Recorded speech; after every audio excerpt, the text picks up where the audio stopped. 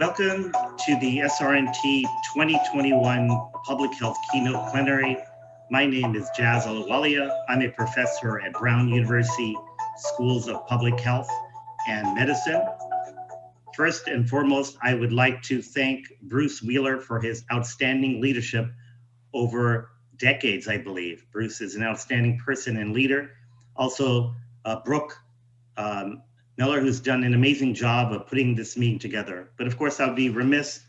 The hard work is done by the four program chairs who probably had to lead the most difficult meeting of this organization's history. That is Jenny Pearson, Erin McClure, Jamie Brown, and Christy Fowler. So please thank you and think of the hard work that they did. Dr. Kimron Siddiqui is professor of global public health at the University of York and an associate dean at the York Medical School in the United Kingdom. He is a pulmonologist, a public health scientist, and a clinical epidemiologist who began his academic career in 2002. Many don't know he practiced clinical medicine for 10 years prior to this in the NHS, the National Health Service. He has interests in the intersection of tuberculosis and tobacco, hookah tobacco use, secondhand smoke, and numerous other related areas that affect low-income countries. He is a deputy editor of Nicotine and Tobacco Research, our very own organizational journal, and very active in SRNT, especially in the Global Research Group. He is PI of a number of grants. One very relevant to today's presentation is Astra. This NIHR-funded global health group involves investigators across many countries, most of whom are in low-income countries. And very importantly, this grant just doesn't conduct research. It has a very significant capacity building program that is not just unidirectional, that is, let's help the low-income scientists, but bidirectional, where we also learn from those in lower-income countries. Astra is an acronym for Addressing Smokeless Tobacco and Building Research Capacity in South Asia. And so this is a project that Kimron works with Pakistan, Bangladesh, and India. And if those who don't know the politics of that country, that itself is a challenge. When we meet as an advisory board and a group, we cannot meet in any of those three countries, interestingly enough, because of visa issues. So we meet in other countries. I've had the privilege of working on the scientific advisory board for this project and to work as a collaborator with Kimron on this and other studies. I would be remiss in not mentioning the personal side. While I have the greatest respect for Kimron as a scientist, more importantly, he is a kind, humble, and generous person. He is a family man. His wife, Najma, is an outstanding academic. And using Kimron's words, she is smarter than me, is what he says. And he has two sons that are as, or in fact, I would argue, better looking than he. If you know Kimron like me, we are privileged. If you don't know him, when we meet him in Scotland next year, go up to him and say hi. He will enjoy that. If you want to bother him, which I encourage that you do so, ask him about the time when I flew across the Atlantic Ocean jet lag and he served bean sandwiches for lunch. I will say no more about that. Without taking any more of his time, please join me in welcoming Dr. Kimron Siddiqui. Grab some popcorn, sit back and relax, and let's hear his talk, Closing the Gap, Nicotine and Tobacco Research in High Burden and Low Income Countries. Thank you for such a generous introduction. I know that I could never get away with offering you those bean sandwiches and they get mentioned somewhere, but thank you so much for that's been very generous. Friends, colleagues, I've been struggling as how I should greet people from different time zones joining such meetings. And I often end up saying good morning, good afternoon, good evening at the same time. A friend of mine, in fact, today helped solve my dilemma. And he said, you just become an Australian. And I said, how so? And he said, you know how Australians have a knack of simplifying English idiosyncrasies. So just say good day. So following his advice, I'm going to say good day to you all. On a more somber note, and knowing what a difficult year everyone had since we met in New Orleans last year, I just wanted to use this opportunity to reach out to you and send you my thoughts, love, prayers, and good wishes for the following year. So on that note, I'll make a start. I'm going to leave this slide just for a few seconds for you to read my disclosures.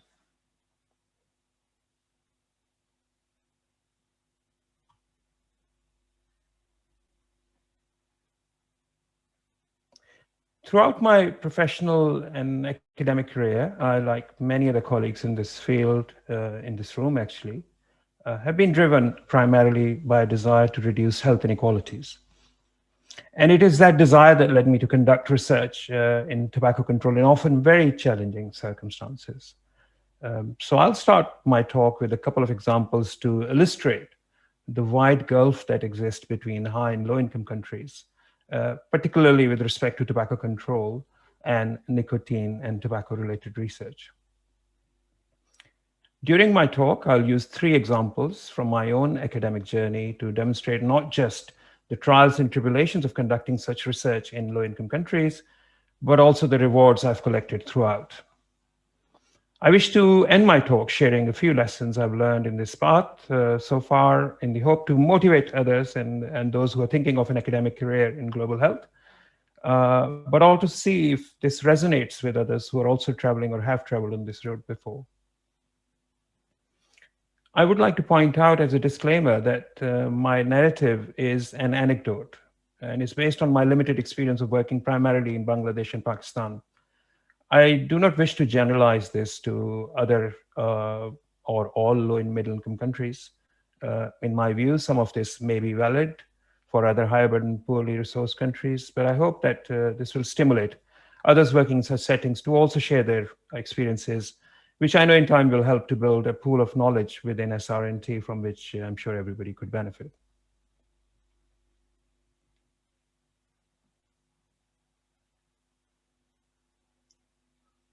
So I'll start with showing the significant gap in the treatment of tobacco addiction.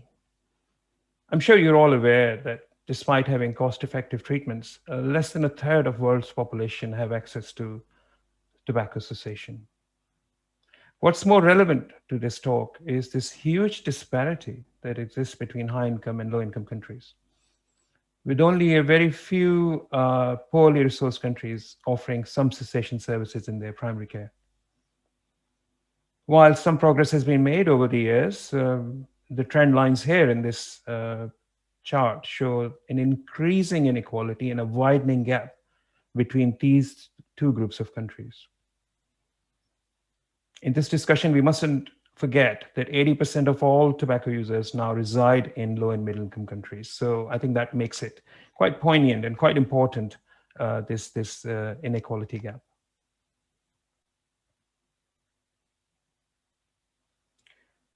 This is a graph from a national tobacco survey in Pakistan conducted, a survey that was conducted in 2014.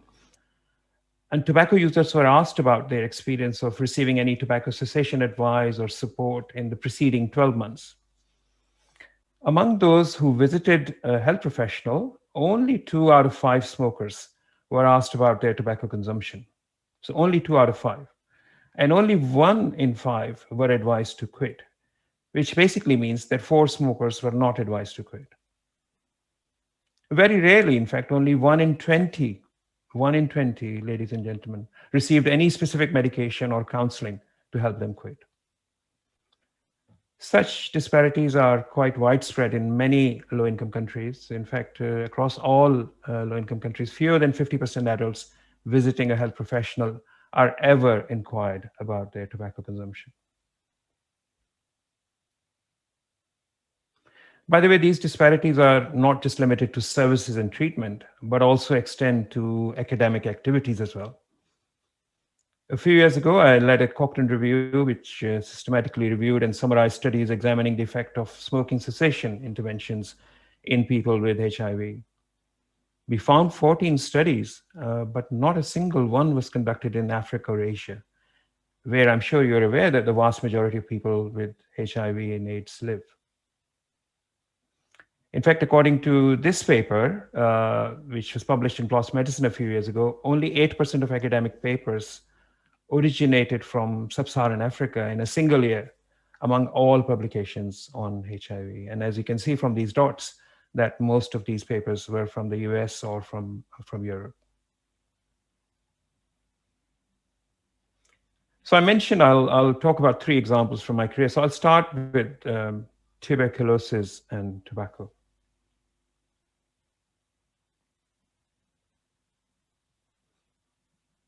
My academic career in tobacco control started with my work on TB and tobacco back in 2009. At that point in time, I must admit that despite receiving a good medical education, I wasn't a bad student, by the way. And having worked as a pulmonologist for many years, I was completely unaware that smoking is associated with TB infection and TB disease. In my career as a pulmonologist working in the NHS and also working in Pakistan, I saw hundreds of TB patients and was fully aware of the devastation TB causes, not just to the individuals, but also to their families. I knew that Pakistan, along with Bangladesh, were in the list of high TB burden countries. I was aware that both countries have a very high prevalence of smoking, particularly among men.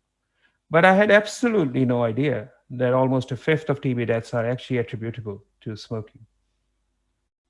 At that point, I recently finished my PhD studies on TB in Latin America, and I was ready to shift my attention to TB and tobacco.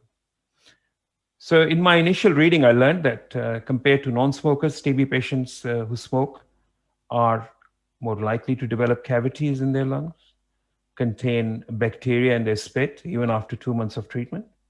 They find it difficult to adhere to the 6 months long treatment, require longer treatment, sometimes more than 6 months, develop drug resistance, and often relapse after being cured, and unfortunately, many die as a result.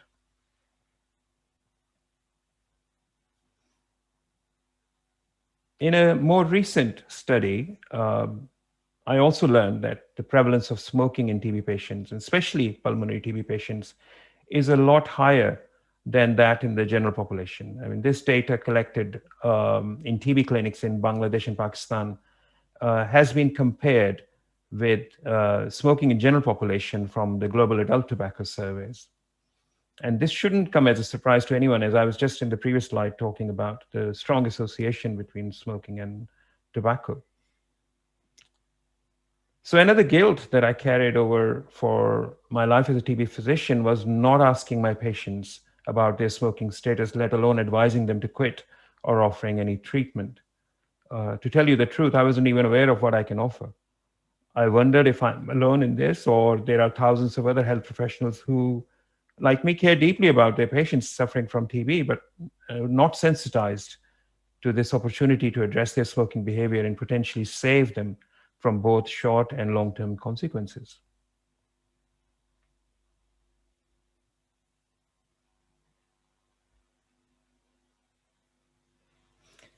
So this is the story of my first randomized control trial in which my team recruited just under 2,000 smokers.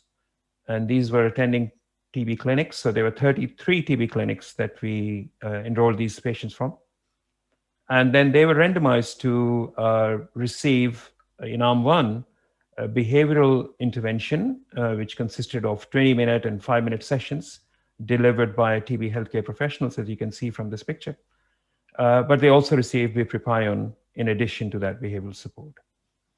In arm 2, they just received behavioral intervention, and no medication was given in this arm. And in the control arm, they only received an educational leaflet. At the end of their 6 months TB treatment, those receiving behavioral intervention, whether it was with or without bupropion, were 8 to 9 times more likely to quit smoking than those receiving leaflets only. We verified all self-reported claims of continuous abstinence with carbon monoxide testing. So a third of our trial participants were also water pipe or hookah smokers. And they also stopped smoking in high proportions, although the proportion wasn't as high as those of cigarette smokers. So colleagues, a quit rate of 40 to 45% was almost unheard of and can only be understood by our participants' complete lack of awareness of the harmful effects of smoking before the intervention, or maybe their concerns about TB which probably acted as a teachable moment for them. In fact, similar concerns about COVID-19 might have also been at play in many smokers quitting in one of our recent surveys in Pakistan, a study I'll be presenting later in the day.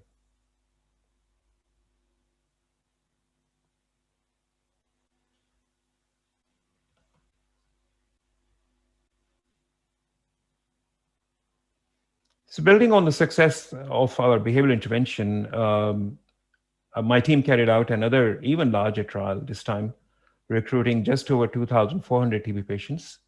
And they were recruited from both Bangladesh and Pakistan. When we investigated if adding cytosine, which is, as you know, is considered as an affordable and efficacious medication for smoking cessation over and above behavioral support, is effective and cost effective.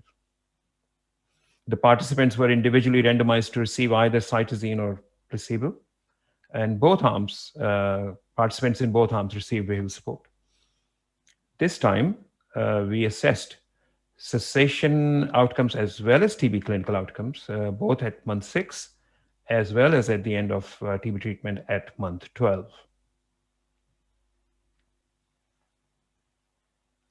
So once again, we found very high quit rates in this population, which were sustained to a large extent, even 6 months after completing TB treatment. And while participating receiving cytosine did only slightly better than those receiving placebo, the effect size was small and not statistically significant. But irrespective of the intervention in question, I think one of the clear findings was that a third of our participants still managed to quit, and at least a quarter were still abstinent a year after being recruited in the trial.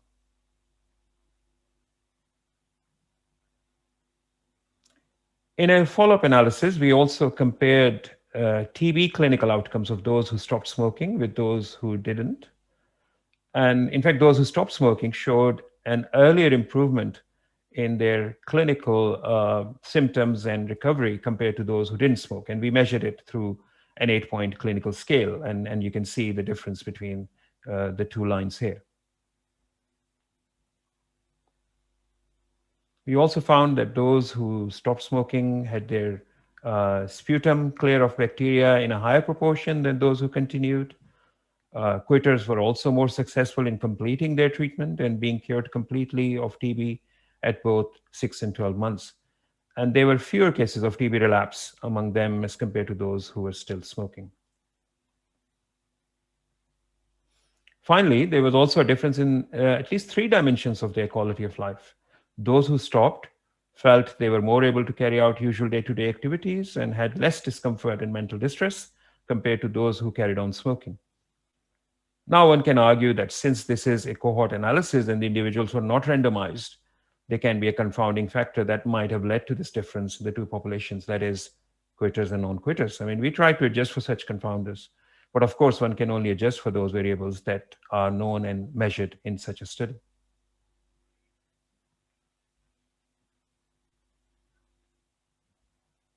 So in concluding this part of my talk, I think what my team and I have learned so far is that TB patients can quit in high numbers. In fact, higher than any other group previously observed. I'm not aware of any other population group or patient group that have shown such high quit rates. And that is only by just receiving behavioral support intervention. The jury is still out whether the additional role of medication in this group of people. And we also learned that those who quit are likely to have better clinical outcomes than those who continue to smoke. So having conducted these pragmatic trials in real-world settings, we are reasonably confident that TB healthcare professionals can implement these simple interventions in their routine care. And we are now working very closely with the national TB programs in the two countries to implement and scale up these interventions with good success.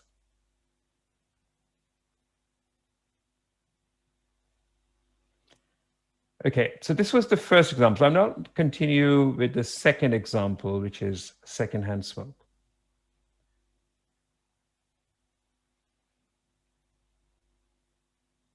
So friends, the legislation to ban smoking in public spaces was introduced in many high-income countries almost around the same time, almost a decade and a half ago. At the time, I was working as a public health consultant in Leeds in the UK. And I remembered how this legislation literally transformed social norms around smoking in the UK. I also remembered that this transformation didn't happen overnight. It was gradual and preceded by years of hard work by the civil society, anti-tobacco activists, and academics. But a few years later, and as part of the Framework Convention for Tobacco Control, many low and middle income countries like Bangladesh also introduced smoking bans in public places. But unfortunately, the results were less convincing. Just in 2018, exposure to secondhand smoke led to 1.2 million deaths and a loss of 36 million disability-adjusted life years globally. Unfortunately, children and pregnant women who are particularly vulnerable to secondhand smoke-related harms continue to remain exposed to secondhand smoke. The fact is that only 22%, that is 1 in 5, 22% of the world population is protected from secondhand smoke. And this is either due to the absence or poor enforcement of comprehensive smoke-free laws.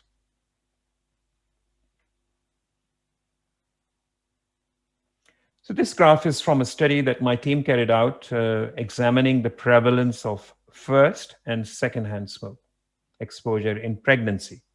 And we collected this data from 30 low and middle income countries. So this was a secondary analysis of the latest waves of demographic health surveys, which you may know that it's a survey that's carried out in, I think, 90 or 100 countries. And what we found is that the prevalence of secondhand smoke exposure during pregnancy was far greater than active smoking.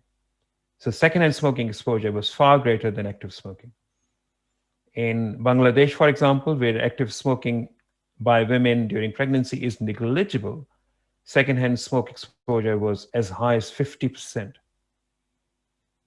And if we observe closely and plot the smoke exposure among pregnant women alongside male smoking patterns in these countries, I think you will see that it's the predominantly male behavior, smoking in this case, which is affecting the health of females and possibly their future children.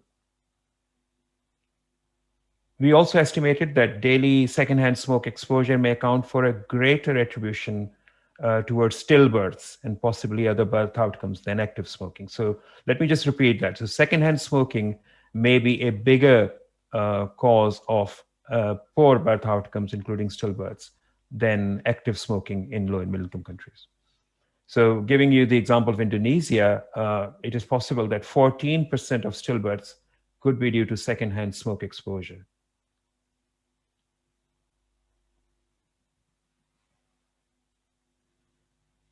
In a recent survey, which we conducted in 12 primary schools in Dhaka, we found that cotinine, which you know is a marker of secondhand smoke exposure, was present in 95% of self-reported non-smoking children between the ages of 9 to 11, 95%. Our team, frankly, was quite shocked at these findings, and we weren't expecting this to be as high as this. So we asked our lab, which is based in the UK and is probably the oldest lab carrying out these kinds of tests for the last 40 to 50 years, to ask whether these results are valid.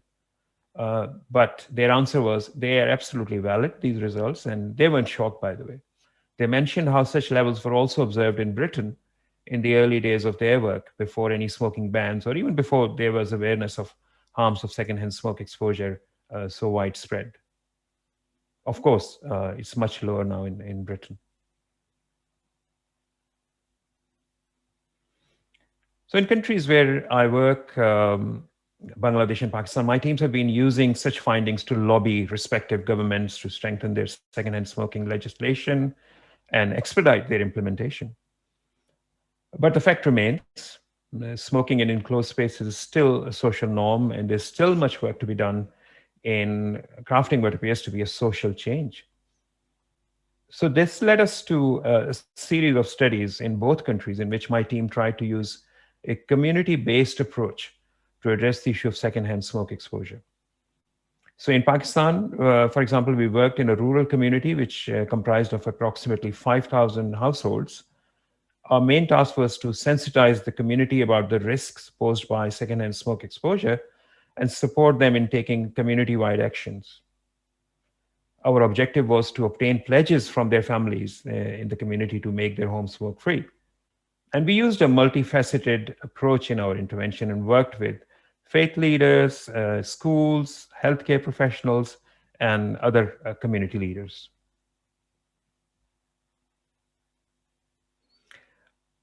While this wasn't a robustly designed study and was only conducted as a proof of concept study, we were still amazed with what we found. Our pre and post intervention surveys indicated that such approaches can be quite transformational. The signal was pretty strong, with almost all households going smoke-free in our survey sample, and many individuals actually quitting completely.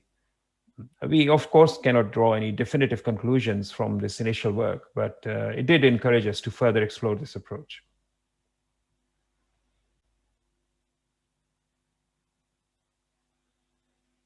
Back in Bangladesh, we focused our efforts on an urban community and targeted to schools.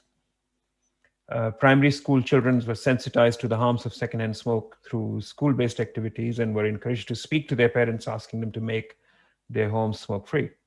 So in a feasibility trial, which recruited 24 schools and approximately 800 children, we randomized 8 schools to receive usual education, while the rest of the 16 schools were allocated to the other 2 intervention arms.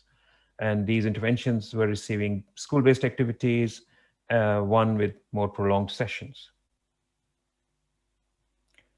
Although not validated using any objective measures, children in the intervention arm reported a higher proportion of homes made completely smoke-free and low visibility of someone smoking in their homes as compared to those in the control arms.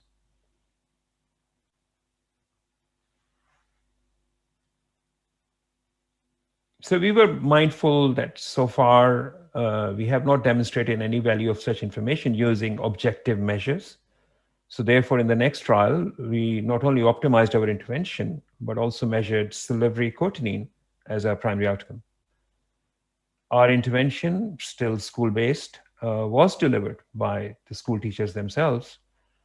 After delivering an interactive session on the benefits of smoke-free homes, children were encouraged to engage in role-play activities, and subsequent sessions use stories, quizzes, and other educational activities, all to encourage children to speak to their parents about pledging to a smoke-free home. Again, a small trial, but our findings indicated a positive effect of our intervention, lowering the mean cotinine levels in the intervention arm as compared to the control arm. And we are now luckily funded to conduct a similar but much larger trial, recruiting 2,500 children from 66 schools, both from Bangladesh and Pakistan. And we plan to start recruitment as soon as the epidemic is over and we are allowed to go back to schools to collect data.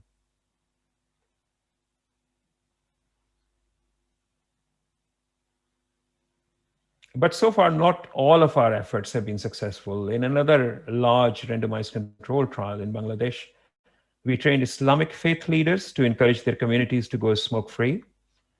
We also added an air quality feedback component in one of the trial arms to encourage families to commit themselves to smoke-free homes. This was a large trial, recruiting 45 mosques, 1,800 households, and nearly 7,000 individuals in those households. And we measured indoor air quality using a Dialos machine, which counted particulate matter 2.5, which is an indicator, not a specific indicator, but a sensitive indicator of secondhand smoke in homes as primary outcome.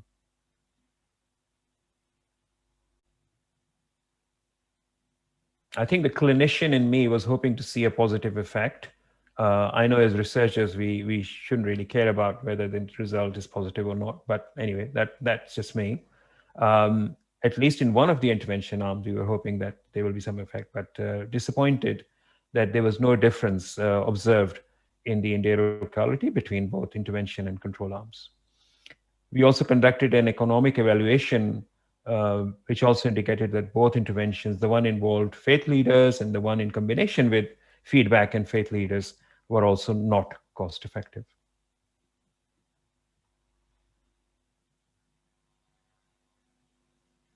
So this work is ongoing, and we have not come to any definitive conclusions. However, we have shown poor implementation of smoke-free legislation, both in Bangladesh and Pakistan. And I suspect the story might be similar in other places. Our work made us, and hopefully others, aware that pregnant women, newborns, and children are particularly vulnerable, and most of their exposure to smoking is inside homes in countries where social norms are still allowing men mostly to smoke indoors. There's definitely a need to strengthen smoke-free legislation, expedite its implementation, but at the same time, we also need interventions to shift these relevant social norms in the communities. So our community-based intervention has indicated, probably given us a positive signal, but I think it's still early days and we're still going through these large trials to actually come up with some definitive findings.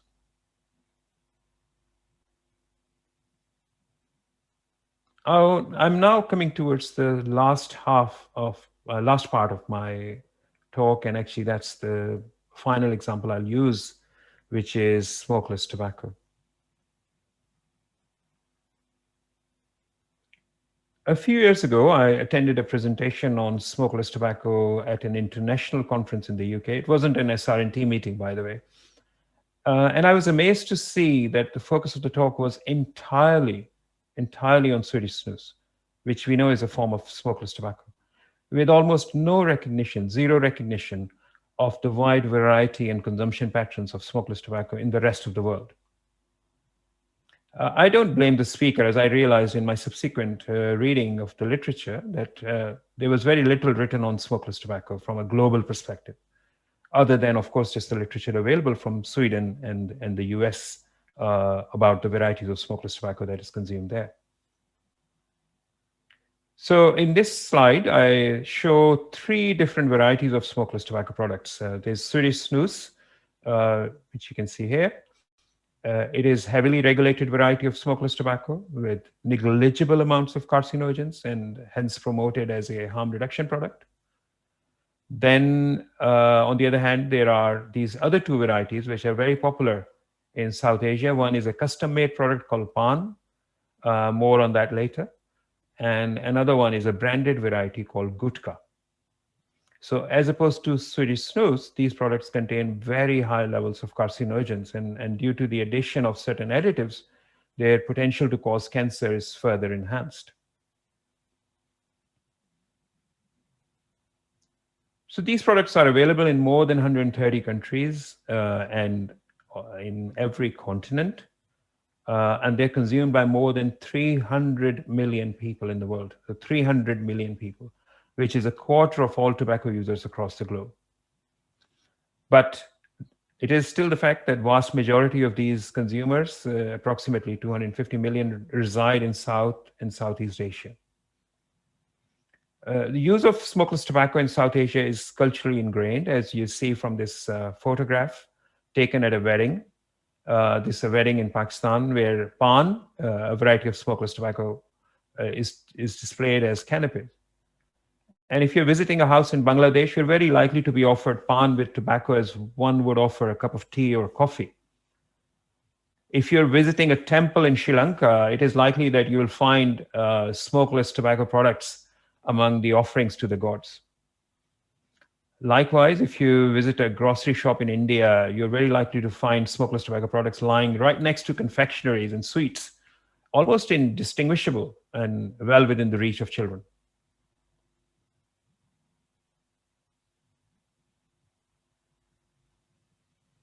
So in Pakistan, where 30 to 40% of tobacco users may be consuming smokeless tobacco, one can find a variety of smokeless tobacco products, each widely available in the country, but some more popular in certain regions. And due to the differences in the storing, curing, processing, and what additives you add, there are also differences in the risks associated with the use of different products. And these differences are determined not just by the level of carcinogens, but also the level of alkalinity and the properties of these additives. So what this difference in risk means that with different products having different risks, it would be inappropriate to bundle smokeless tobacco as a single product. but also then for the purpose of estimating risk and setting policies, I think it brings up big challenges for policymakers and researchers.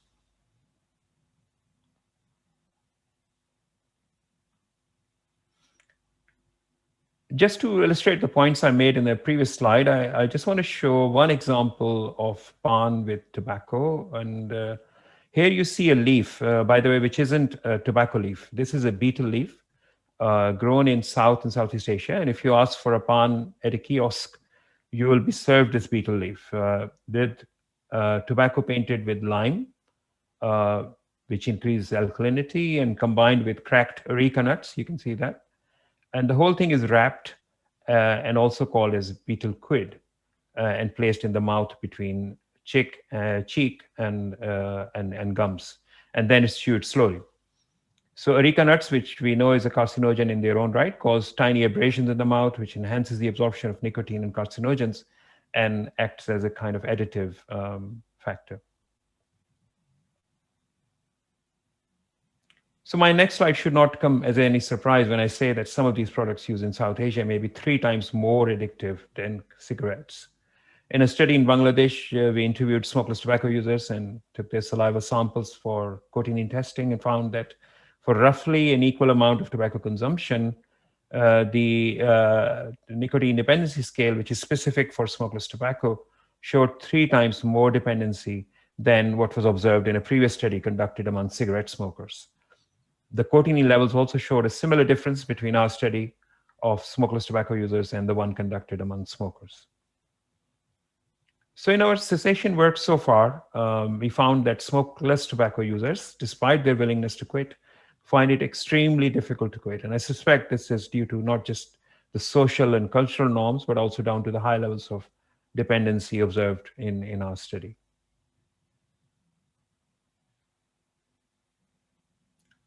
This popularity and lack of regulations of these smokeless tobacco products with high levels of carcinogens in South Asia means that unfortunately we observe very high levels of head and neck cancers in this region. This map highlights the most common cancer among males and across all different nations. And you'll notice that the most common cancer among males in South Asia is oral cancer. Almost half of these cancers are, or more than half, attributable to smokeless tobacco use, and the rest are associated with smoking and alcohol use.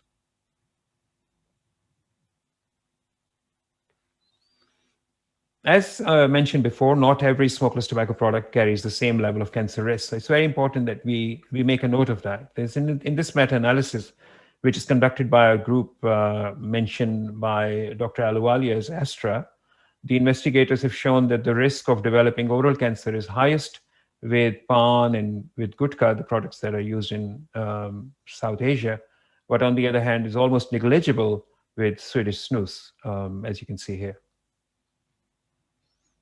But obviously this diversity makes it extremely difficult to regulate or even talk about regulation, actually.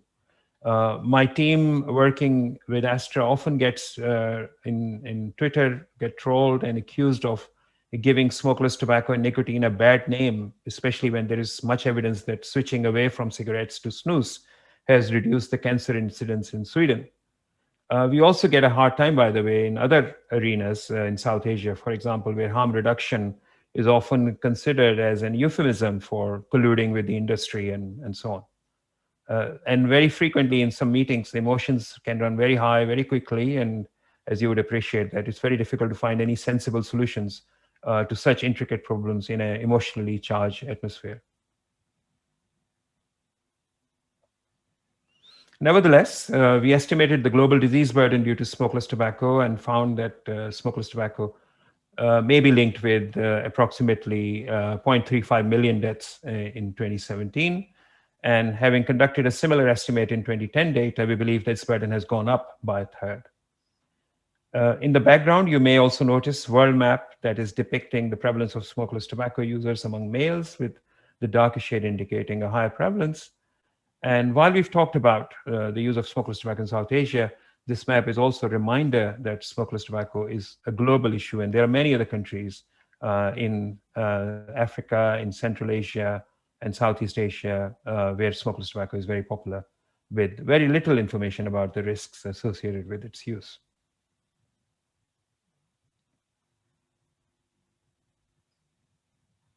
Another key difference between cigarette and smokeless tobacco is that the supply chain of cigarette is not as complex as that of smokeless tobacco products. This picture is taken from a shop in Sri Lanka where you'll see a variety of products, smokeless tobacco products, ranging from custom-made products to many branded and non-branded packaged products. Each may have a very different supply chain. For some, the shopkeepers may source the raw materials from wholesalers and make these products either in front of the customers or beforehand. Others may be assembled in a small, informal, unlicensed manufacturing units scattered around the country in inconspicuous locations. And there are some products which are branded and manufactured at a large industrial scale as well, for example, in India.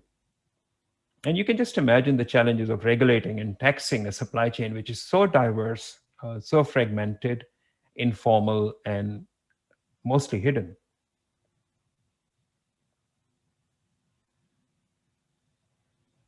In a recent global policy review published by our Astra group, we found that the bar is much lower, regulatory bar is much lower for smokeless tobacco as compared to cigarettes. And by the way, this was also a case in the UK, where in a recent study, we found that all 42 smokeless tobacco products that are on sale in the UK are not registered and therefore neither regulated nor taxed. So similarly, very few countries regulate smokeless tobacco contents. Taxes on smokeless tobacco are well below cigarette taxes, and in most countries, they are not even in place. Far few countries require smokeless tobacco products to bear any health warnings, or even in cases where such warnings are mandated, the requirements are less strict than those for cigarettes. And where regulatory policies do exist, the implementation is rather poor. For example, despite bans on tobacco advertising, products are still promoted at the point of sale.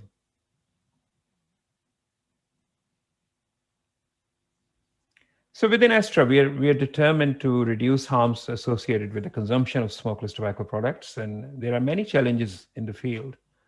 But in summary, it is a diverse range of these products, the social cultural nature of these products and consumption patterns, the high levels of dependency, differences in their risk profiles, informality of its supply chain, and the gaps in policies that makes our task even harder, but at the same time, ever so important. Now I'm just in this sort of final couple of slides. So just wanted to, I guess, reflect and talk about a few trials and tribulations of working in global health. There is a paradox I found working in Bangladesh and Pakistan. I sensed there was a big need for a kind of work that my team is doing, but very little demand in the beginning. And generating demand for this work has been part of my team's role as well. There's, of course, limited capability of conducting such studies with robust designs, such as randomized control trials. And likewise, routine data is either unavailable or inaccessible to conduct robust secondary analysis. I found that partnerships and capacity building takes a long time, and therefore long-term commitment and patience is definitely a virtue here. Deficient local research funding means lack of academic careers, job insecurity, poor infrastructure, which all obviously cause a lot of hindrance. Natural disasters have a great impact in countries with poor infrastructure. Natural disasters happens everywhere, obviously, but in low-income countries because of the lack of infrastructure and emergency response.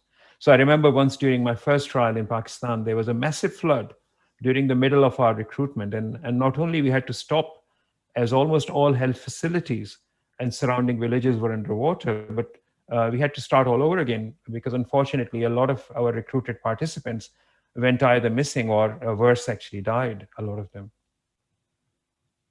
Pathways to impact are very poorly defined. Sometimes you work on some policy and nothing happens for 10 years. And sometimes it's just random and somebody just takes up something and put it in a policy document. Funding is inconsistent, and the recent cuts to international development budgets, for example, in the UK, also causes some more problems in the work that my team does.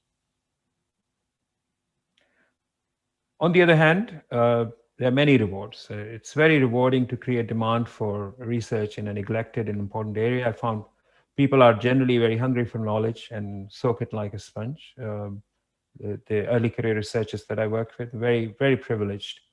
I absolutely loved building individual institutional capacity. You of course can't do everything, but focused activities go a long way. And those who like a challenge, I think there's plenty of challenge in conducting or trying to conduct good quality research in difficult circumstances. One of the biggest reward in developing lifelong relationships, and there's something different about work in the field and spending time with colleagues like that. I had an interest and therefore learned a lot about the history, culture of the places I worked, and I would have loved to learn more languages, but it certainly helped in my personal as well as in my professional development. At the end, I would like to acknowledge the tremendous contribution made by my team members here. Some of the pictures you can see, both in the UK, in Bangladesh, and in Pakistan. I also want to extend my gratitude towards my mentors, including this hero of mine who introduced me earlier. A key feature of my career has been that I found myself interested in tobacco control, but with almost no one working in this field in my own institution in York, in England. So I felt blessed because I was helped by so many other senior colleagues in the UK. Some of them are extremely well known in SRNT. I want to thank SRNT for giving me this platform, which has been a privilege, and the organizing committee for selecting me for this opportunity. And finally, none of this work would have been possible without the grants I've received from my funders. So I'm very grateful. And here is a short list of resources that I used in this talk. Thank you very much for listening. Thank you. Well, Kimron, there's a resounding applause for you in the audience around the world.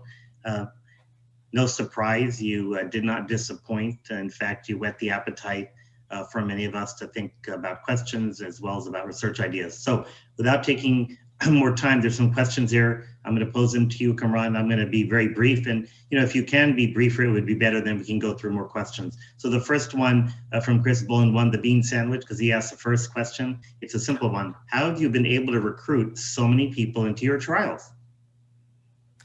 Okay, I think that's really, I've been very privileged to actually work with some very, very able people. I think one person I would like to mention is Professor Rumana Haq, who works in Bangladesh. I mean, she's just fabulous. And I think whatever I've asked her in terms of, okay, we need to recruit 1,500 people from Bangladesh, she says, yes, no problem. And a year later, I think we've complete all our recruitment. In fact, in one study, we couldn't recruit colleagues, we couldn't recruit participants from Nepal, and she stepped forward. I think we can recruit it from Bangladesh. She has an amazing network, and I'm just saying she, but I think there are many people who worked in our studies, amazing networks with colleagues, a real appetite to participate in research. And there isn't a research fatigue, I think, among participants, among health workers. As I said, hungry for knowledge. And so yeah, recruitment has never been an issue. I hope it won't be in future either. Yeah, and there's a great need, as you pointed out, as well, from the people who live in these countries. Next question, what are other sources of indoor particulate matter accounted for in the indoor air monitoring studies, such as cooking fuels, heating mechanisms, and so on? Yeah, that's a very valid question, actually. And of course, in many low and middle income countries, still burning biomass fuels, and that is a big source. So we were conscious of that, and we were helped by one of the scientists in Scotland who said that I think if we're going to use this measure, we got to exclude households that burn biomass fuel. So we actually excluded from our trial. But one thing we didn't exclude, and I think that only came to our understanding later, was the burning of coils for mosquito coils. So I think that probably nobody uses them anymore in the US, I'm sure, or in the UK. But there was a time, I'm sure, when people used to burn coils to get rid of mosquitoes. That still happens in Bangladesh. So that could be another source, but I think that was not a sort of in the majority of cases. Yeah, well, interesting enough, I live in the US for the last 57 years, and maybe it's the Indian in me, Kimron, but I actually do use those little green coils in our backyard when we have barbecues. Next question is, besides nicotine positive, are there any other ways to measure secondhand smoke exposure? Yeah, I think the ways that I know, obviously nicotine, you can measure not just from saliva, but from a number of other sources. You can measure indoor air quality, but that's not specific. You can also measure nicotine, I guess, from the atmosphere, but that's just the exposure. I think if you want to do a sort of biomarker, then I'm not aware of, I mean, nicotine doesn't stay in the system, as you know. Nicotine just quickly metabolizes and disappears. Nicotine, which is a byproduct of nicotine, that stays for a while. Yeah, I mean, I you guess can answer this, Jazz. You're an expert as well. Well, no, this is your talk, but yeah, just to add on, chime in. It depends what the question's getting at. For example, if you want to differentiate between secondhand smoke exposure and sort of combustible directly, you could layer on carbon monoxide. You can also, as you know, come around, look at tobacco-specific nitrosamines and so on and so forth. Next question. You touched on this, but can you speak to the climate around e-cigarettes as a harm reduction tool or cessation aid in these very countries that you're working in, the so-called low-income countries? Yeah, I think that's a very good question. And I think we've been grappling with this for a while. So as you know, I come from UK, and you know our sort of UK's position on e-cigarettes. So there's no way I'm going to get away from sort of having been influenced by the great work my colleagues have done over the years. We have surveyed, I think people, only a very small number of smokers have tried e-cigarettes. In fact, in a survey where we had 6,000 smokers, only 150 people or so used e-cigarettes. And out of those, only 40 used e-cigarettes. And there's also a big divide in terms of socioeconomic status, because e-cigarettes are very expensive. To buy an e-cigarette kit, you can buy 20 cigarette packs for that money. So only rich people can afford it, and it's a trend in certain affluent classes. We also have this product called Velo, which is not an e-cigarette, but it's a smokeless tobacco product. So that's also getting very popular. And there's a bit of a moral panic going on in Pakistan, for example, at the moment of this Velo. But it hasn't taken on in the way that it has taken on in the UK, and I'm sure in other countries, because of it's very, very expensive. So I think we're working in an environment where tobacco itself is not very well regulated. Cigarettes are still very cheap. For half, I think 50 cents, you can buy a cigarette pack. That's how cheap cigarettes are in Pakistan. And that therefore, I think e-cigarettes are not as popular for that reason. Yeah, no, that's interesting. While you and I are physicians and we don't necessarily practice anymore, I'm always intrigued by your TB work, because you got about 65% of people who didn't quit. It was a very robust quit rate. And those people who are still suffering from using combustible tobacco and are at risk for getting TB and harder to treat, what role might these sort of alternative nicotine products play in that? Do you happen to know the basic science, sort of, if you will, of is it the nicotine or the other 5,999 products in combustibles that are problematic for TB? I think I know the answer, but I'm curious if you know. Yeah, no, it is the other. I think there is some interaction between TB and the T-cell lymphocyte reaction, but I think that's just a minor component of much bigger picture of what tobacco does or smoking does to lungs, to ciliary actions in the trachea and bronchi, and so on, alveolar damage it causes. So I think it's there are multiple mechanisms. I think it would be a great way to end this, but we still have a few minutes. But I do like this question, sort of, thanks for a great talk, Kimron. What advice do you have for those interested in doing this kind of work that you do? For example, how do you start? Does one tap into established networks? And if so, how does one find them? As you know, I'm really a domestic researcher. I've been dabbling in global work. So what I do is I ride the coattails of you and Samir Karwal at Minnesota. But I find it hard too. Do you have advice, sort of the 1.5 minute advice for us people who have interest, passion, but just it's not easy? Yeah, I think obviously conversations with colleagues who work in low and middle income countries, especially the ones who are based there. So I mentioned people like Rumana Haq, and there are many others who are working in low and middle income countries in tobacco control. and trying to understand what the problems they're facing and what are the challenges in terms of what kind of knowledge they need. Um, I'm always humbled of how much I've learned sitting in the meetings in policy arena and in Bangladesh, for example. And I think people would love to work with. I'm sure there are many people here in SRNT I know who work very much in developing countries and low-income countries. I'm sure they will agree with me that I think people love collaborating.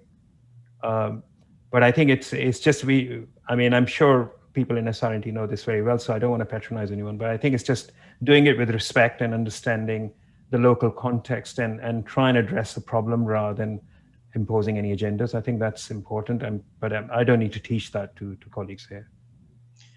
What do you say to people and sort of funders who say that there are more and other pressing health priorities, such as infectious disease in low and middle income countries, and thus tobacco control should wait its turn? And if nothing else, with COVID sort of going on, it smacks, right to this question. Yeah, no, it's a challenge actually for all non-communicable diseases and their risk factors, because I think the effect you see is much later. I mean, even in the year that we had COVID kind of devastating communities, I think there were 4 times more deaths in tobacco. I think something like that is probably an accurate figure. So yeah, I mean, it's I think if you just look at the numbers, it's the biggest preventable cause of death. And I think the kind of work that my team does, for example, with linking TB and cigarette smoking, I think makes it quite poignant to work in tobacco control, because I think our slogan is that TB control is tobacco control, or tobacco control is TB control, basically. So if you control tobacco, you control TB. And I think there are many synergies. In fact, one of my colleagues, Tom Nowotny, called them syndemics. There are many examples of these syndemics, where HIV and smoking is another one, for example. Maternal child health issue. And we talked about secondhand smoking pregnancy. That's a maternal child health issue. That's not a tobacco issue. So by addressing that, we're reducing stillbirths. So that's the kind of leverage. I mean, when you talk about stillbirths and poor birth outcomes in developing countries, I think everybody listens to them. And we're saying actually 14% of stillbirths in Indonesia are caused by secondhand smoking, something you can prevent. Yeah. So someone asked, what advice do you have for dealing with smokeless use among South Asian diaspora? I mean, that's of course a broad question. And, sort of to maybe take a little spin on that, as we know, gutka in South Asia is not just smokeless tobacco. It's just an unbelievably deadly poison with sort of an odds ratio risk of certain head and neck cancers at 40. I mean, not 4, but 40. And as we know, especially in India, I can speak to India, but maybe other countries, Pakistan, that smokeless tobacco use, of course, as you pointed out in your talk, is greater than combustible tobacco use. And combustible tobacco use is on the way down, I know, in India, but smokeless is not. So sort of wrapping that, what advice do you have and any comments about that? To be honest, it's hard to give advice to people who are using smokeless tobacco. We haven't got any interventions. I mean, that's where I think some of us are in Astra trying to develop interventions. We have behavioral support, which we know could help, but in my most recent study in Pakistan, that didn't really help that many people. So I think we need stronger, probably medication combination therapies to be tried and tested. I know that some trials have taken place in the US, but we're talking about very different products here with very different profile of dependency. So I think we need more research. I mean, that's a classic cliche sort of statement to end any academic talk. But yeah, I would love to give advice, but I think my hands are tied because we don't have a lot of evidence. Well, our time's almost up. I would say 2 things. One is I wrote an email to you while you were talking, but I sent it as a schedule thing, so you wouldn't think I wasn't paying attention to your talk. So you're going to get it in a couple of minutes, saying great talk, and let's set up a Zoom next week to talk about that very question. We'll leave the last words to you, and you're not going to be able to get away with saying we need more research. Do you have any more thoughts or anything that you want to end with? Anything profound? No, I think all I would say is this: I'm so blessed to have so many colleagues who've supported, who support me in my work. Both colleagues who are early career researchers, fantastic teams working in Bangladesh and Pakistan, great team in York, and also colleagues all around UK and in the US and other countries who support my work, and really thrilled to be here. Thank you so much, Az, and Yes. everyone for listening. Thank you, Kimron, for an outstanding presentation, and we look forward to seeing you in person in Scotland. And as you know, I've encouraged everyone to come up to say hi to you and to ask for a bean sandwich. So come armed with bean sandwiches. Thank you. Thanks.